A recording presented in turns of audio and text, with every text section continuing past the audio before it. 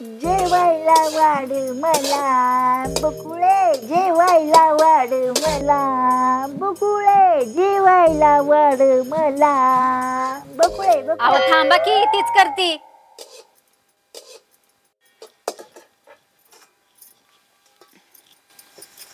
वय व आज नेमकं कुठं गेला होता कामाला? नाही एकदम 5,000 रुपये आणलं म्हणून म्हणते.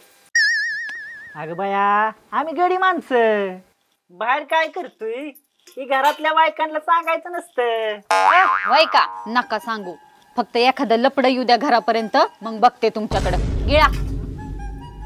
हाय का उठ सुट नुसतं माझ्या मागे लागती. गेलतो नाही कामाला, आणलं का नाही पैक? अहो हो गेला होता, मग चांगलंच झालं ना. असं रोज जात जावं की कामाला. अगं अशी रोज रोज काही येडी माणसं भेटत नाही ती. येडी माणसं? तुला नाही कळायचं. पाणी घे, बटाटा अडकला माझ्या नारद्यात. बस ते जाऊ द्या. भाजी कशी झाली सांगा की. भाजी एकच नंबर भाजी झाली बघ.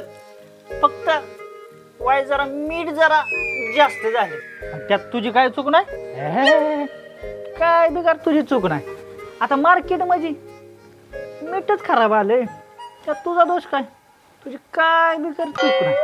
उगशीक जरा करपल्यावानी जरा वास येतो या, पण त्यात तुझा काय दोष नाही. आता आपली कढईच पातळ झाली. नाही पातळ. मग त्यात तुझी काय चूक आहे? आणि ही जी तू साल न काढता जी बटाट्याची भाजी केली की नाही, एकच नंबर. सगळे जीवनसत्व ह्या बटाट्यात सालीतच आहे. ती बटाट्यात काय आहे तेव्हा? काहीच नाही. मला काय म्हणायचंय, उद्या जर आपल्या घरी पाहुणे आली आणि त्यांना जर तू अशीच भाजी करून खायला घातलीस तर काय ग, एकच नंबर की झाकच होईल एकदम. आता मला तर कसं वाटतंय माहितीये का, तुझ्या तोंडाचा न घेता तुझ्या हाताचाच मुकाव घ्यावा. भाजी घ्या का? नग नग नग नग नग नग नग नग नग बस जेवा. याची भाजी खायची म्हणजे सोपं आहे. काय म्हणला? काय कुठं काय काय नाही काय नाही काय नाही काय सुद्धा नाही.